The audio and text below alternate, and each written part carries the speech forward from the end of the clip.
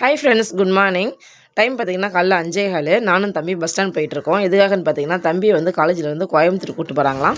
அங்கே காலேஜ்லேயே மியூசியம் இருக்கும். அதுக்காக ஒரு ட்ரிப் கூப்பிட்டு போகிறாங்க. ஒன் டே ட்ரிப்பு தான்.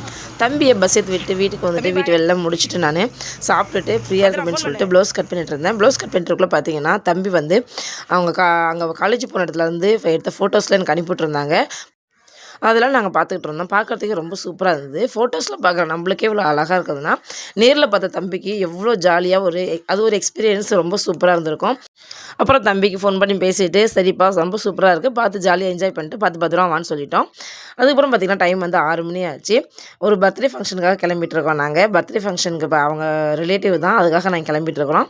அங்கே போயிட்டு பார்த்திங்கன்னா நிறைய ஃபோட்டோஸ் வீடியோஸ்லாம் எடுத்துக்கிட்டு நாங்கள் செம்ம ஜாலியாக அது ஒரு ஃபன்னாக நாங்கள் இருந்தோம்.